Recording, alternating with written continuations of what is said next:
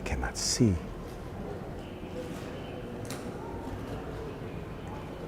Well, the rundown should be. The rundown. Okay. Well, I'm pulling my phone out to make sure it's up and running.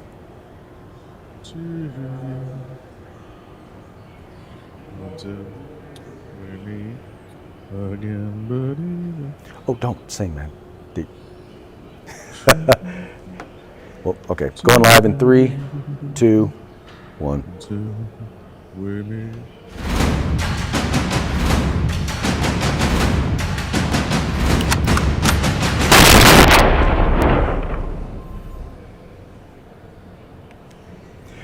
Hello, everyone, and welcome to the Hump Day edition of The Rundown. I am your host, Craig DeLuz, coming at you from the left coast, behind the Iron Curtain, otherwise known as the Sierras. And as you can see, well, I'm not in my usual location, but luckily I do not do this program by myself.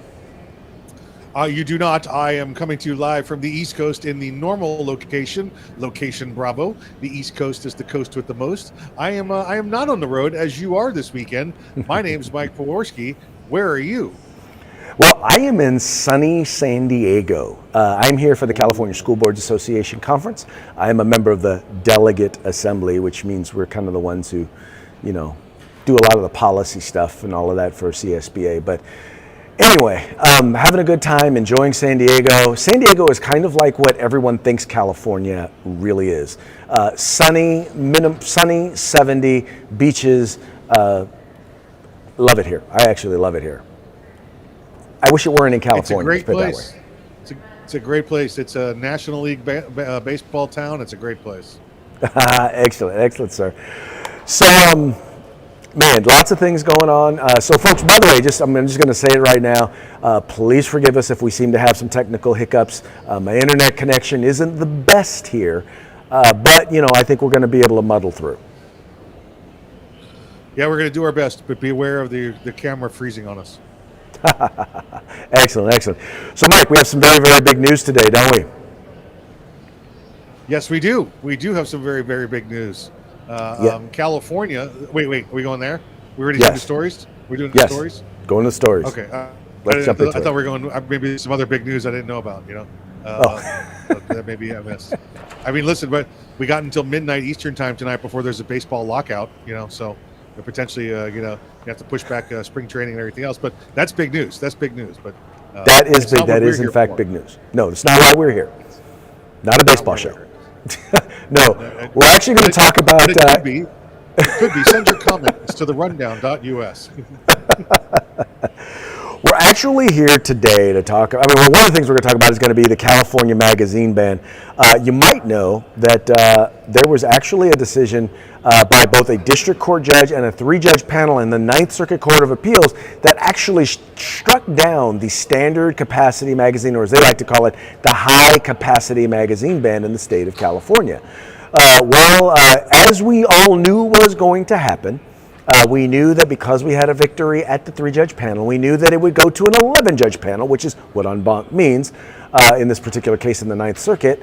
And we all knew that they were going to stack it with anti-gun judges, and that's exactly what wound up happening. And so by a 7-4 vote, they basically overturned reinstated California's ban on standard capacity magazines. Now, Craig, if I'm correct, I believe the Ninth Court now is pretty much, is it 50-50 or maybe just within one or two? It's not 50-50, but it's better than it was. Okay. So, there was the chance, depending on how the draw goes, because listen, there's more than 11 judges there. Yes. And when they pulled the draw, or whoever's up in rotation, there was the opportunity that it could have been more conservative judges, but it was not. It was a 7-4 split, and it's just, pure coincidence, I'm sure, Craig, that the 4 justices that disagreed were appointed by Republican presidents, and the 7 justices that sent this back down for the magazine ban were all appointed by Democrat justices. I'm sure that's just coincidence. So, and they took their sweet time doing this too, Craig. Well, we know why they took their sweet time, because they don't want it to get to the Supreme Court. They're hoping that a couple of justices will retire or keel over or something like that, so that they can actually try and get the decision that they want. They'll get Scalia at the ranch. You know what I'm saying? Look, folks, and by the way, for those of you who are watching, the chances are it's not going to happen. But yeah, no, this is a really, what's funny about this is you could literally take this, and this is how they do all anti-gun decisions. If we get a victory in the 3-judge panel, then they get en banc. If we lose, gun rights folks, if we lose at that level, then it goes, then we don't get en banc. Because the whole point is they want to basically do what they can to ban whatever they can relating to the Second Amendment. It's just it is the way that it is, right. Unfortunately.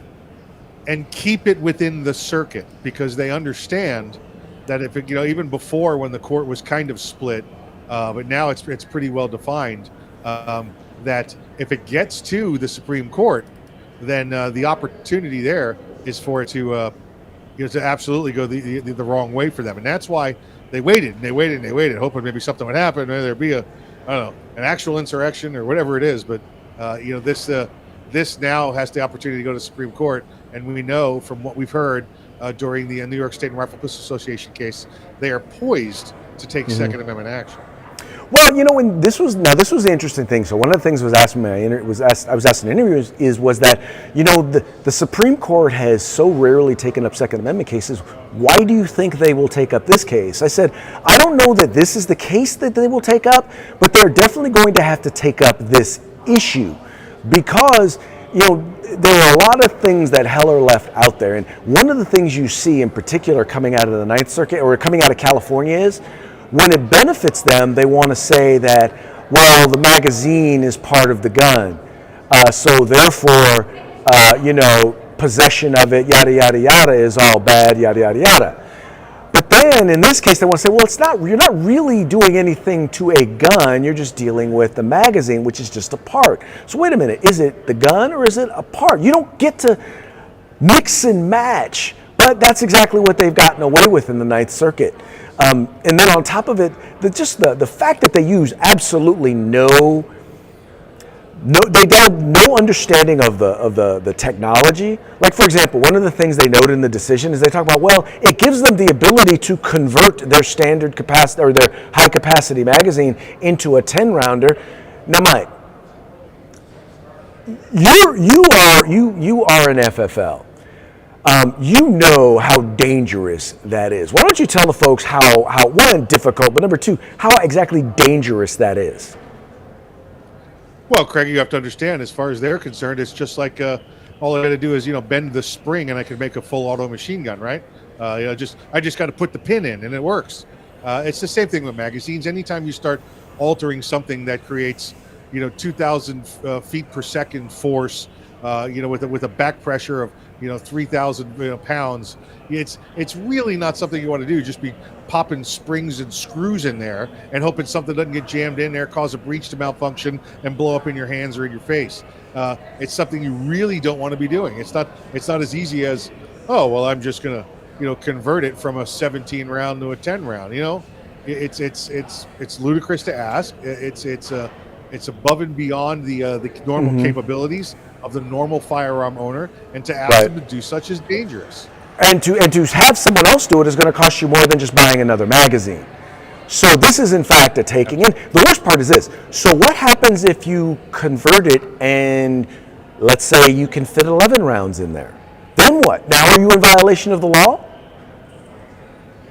Yeah, you can. And listen, if you have a 10 round magazine, I'll tell you what, you could fit 11 rounds in it. Okay, because all you got to do is be able to compress that spring a little bit more. It's pretty easy. And Craig, I don't know why when they just do this law. Well, I do know why, because they want to make arrests and suppress firearm rights. If they say you can only put 10 rounds in your magazine, why don't you just let people put 10 rounds in the magazine? And if there's 11, they're guilty. If they're 10, they're not guilty. Why do we have to manipulate? Why do we have to make things more dangerous? Well, easily because they don't care if a gun owner gets hurt, and they want you to spend more money. That way you don't buy more guns because you can't afford to make the modifications. It's very clear. We know the end goal. and they've told us the end goal for the last 4 or 5 years now, right, Craig? They it used to be, well, we just want to ban assault weapons. Well, now we know it's 100%. They want to get rid of all guns, and it doesn't matter if it's accessories like an 11-round magazine, if it's a bump stock, or if it's my AR-14. It doesn't matter. Exactly. No, they don't care. They really don't. And that you're 100% correct. That is the goal. But like I said, folks, don't fret. Now, here's the thing we have to be concerned about is whether or not, because right now there's a stay in place because people went out and they bought those magazines. So there's a stay in place that says that if you have them, you get to keep them, right?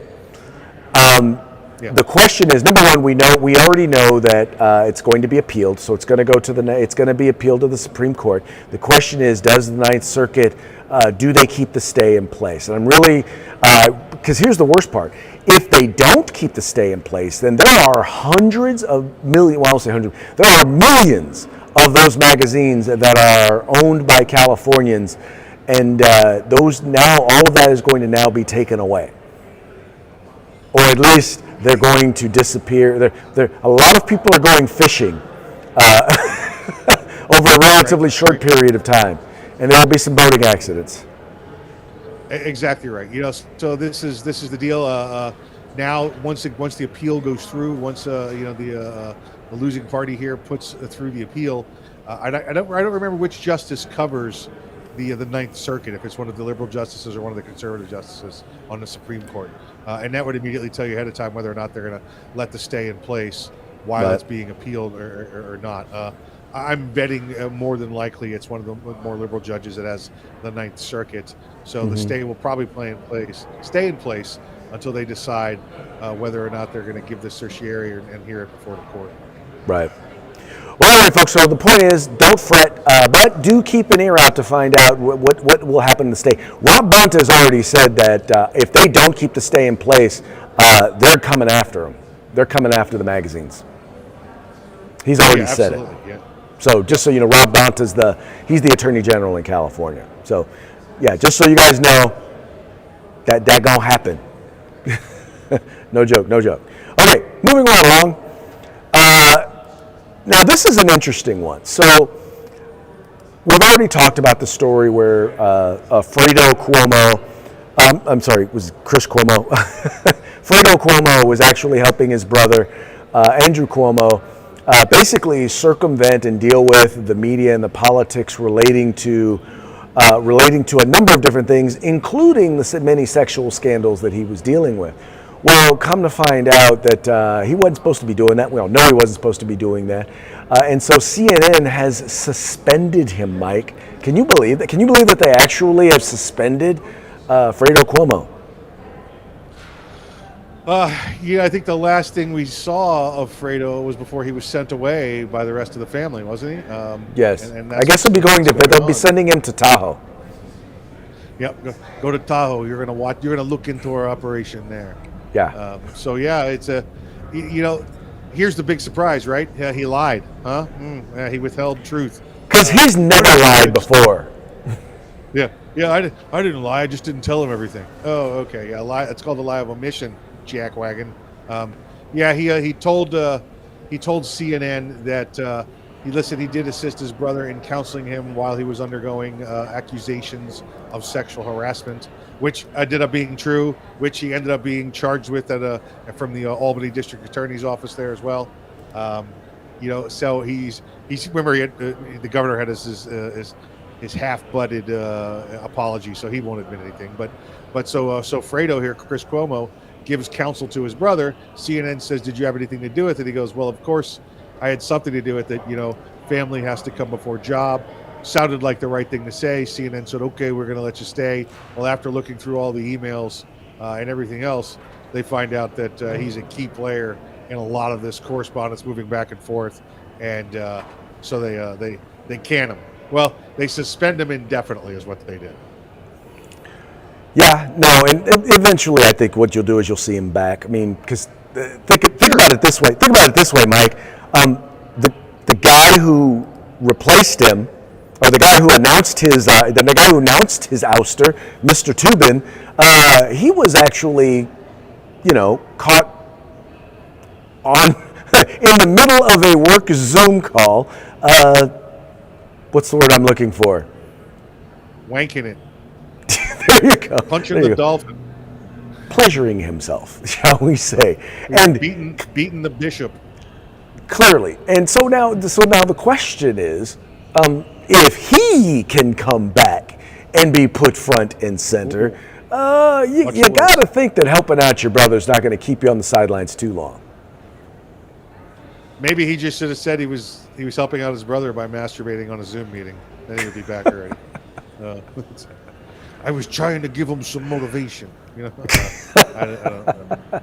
Listen, it's all crooked, right? And it's almost like they have a calendar on the wall. All right, we got to make it look like we did something for you. So we're going to put 45 days on the board, and then we're going to bring you back. You hit the nail on the head, my friend. Well, and that's the thing. Once again, but the real issue here is we know that the media is not objective. Now, I for one would find it very difficult to be objective if we're talking about this is my brother, right? I admit I would find it hard to be objective. The problem in this particular case with him is he should have just said, look, I'm not doing reporting on this because that's my brother. I just can't do it. And he should have been upfront with his employer that, hey, look, I'm going to have to give this guy some advice. Maybe he should have took a leave, right, to go and do that and help him out and then come back. Whatever.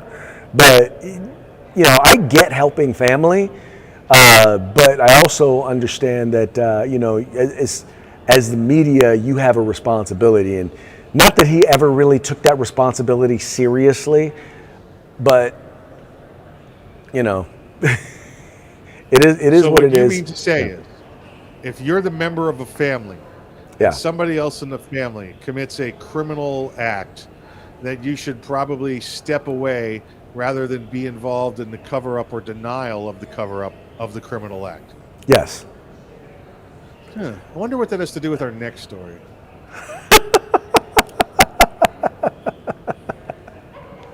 We have another story. Oh, we do have another story, don't we? Hunter Biden's laptop. That's right, Hunter Biden's laptop is back in the news. Or rather, it's not in the news, although it should be. Okay. I mean, folks, obviously only people on the right are talking about this, but literally as they are going through and mining data and things that are coming from this laptop, there's more and more information that is tying Mr. Hunter Biden, one, to China, to the Chinese government, to deals and workings with the Chinese government. Number two, that he connected his father with the Chinese, with foreign actors, with foreign governments. And one of the things in the information that they found was, they specifically found information where basically he knew, Joe Biden knew. He didn't get into specifics. In fact, they deliberately said, don't get into specific. Always do high level, mile high, if there was 30,000 foot, level conversations, but clearly he knew. Clearly the meetings that Hunter Biden was doing were to connect him with folks. Anyway, I'll let you take over on this one real quick. Listen, Stevie Wonder could see the cover-up and the criminal act that occurred here. Stevie, he's blind. I'll give you one better. Ray Charles, he could see the criminal act and the cover-up here, and he's blind and dead, and he could still see it. All right. This is absolutely ridiculous. We know that the Democrat Party knows no bounds when it comes to breaking the law, doing what they want, and then getting away with it, and sitting back and denying it. And everyone else, down to the smallest voter, will sit there and say, "Oh, nothing went wrong," because they've been fed this line of garbage so much, so often. Remember, if I feed them the lies enough, soon they'll believe it's the truth, right? And that's exactly what they're doing. And the Democrats have the media in their pocket. What is it? Control the media, control the message, right? Control the message, control the masses. It's what we've got going on. And the kind of stuff that if Eric Trump or Don Trump Jr. had involved in this, they'd already be sitting in jail. No, you are 100% correct. And but here's the thing: this ties directly to the current president of the United States. Now think about this. Yeah. As a part of this deal, Hunter Biden this deal was he set up a corporation. He partnered with the Chinese government to mine cobalt. I think I'm pretty sure it was cobalt. Yeah. but mind you, Like it is a the $3 with the deal. Yes, it is one of the primary ingredients or things that goes into making solar panels. And guess what the president just did? He just said, no, we're expanding solar across I mean, we are going 100%, I won't say 100% solar, but we're expanding the amount of requirements we're going to have, or the requirements we're going to have for solar. His son is directly benefiting, and oh, by the way, so is he. Well, you have to understand, Craig, that this occurred during Vice President Biden's tenure. Yes. Well, Vice President Biden is not around anymore. Now it's President Biden, so it's different. It's a different guy that did it. It was Vice President Biden that did it, not President Biden. So if you got an issue with Vice President Biden, you're going to have to go find him and talk to him. Otherwise, it's President Biden now, and he doesn't know where Vice President Biden is. He doesn't know where President Biden is half of the time either, but it's a different banana. At least Vice President Biden only says something stupid every once in a while. President Biden says something stupid just about every day. Yeah. I mean, they didn't let Vice President Biden speak, International double the pressure. My butt's been wiped. I mean, this is what we get. As much as you want to say about Donald Trump, what's great about being at the school board meeting is there's a lot of lefties here, a lot of liberals, and I just ribbing them about Joe Biden, and they just walk away. They do. They don't know how to handle it. Yep. Okay. Absolutely right. Absolutely right. Well, hey, by the way, we got some parting shout. It should be parting shout. How did I put in shout? My spelling off. Anyway, sorry about that, folks. Parting shout. Parting shout. That's because we're going to give a parting shout. That's because we're going to give a shout out to the sponsors. Yes. Before we do the parting shout, why don't you give a shout out to our sponsors?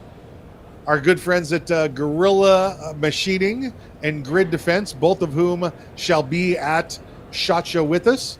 We will have them there. We'll be with them at their booth. They'll be up at us at the Rundown. They'll be with us over at Arms Room Radio, so you'll get to see them as well and meet these guys and gals.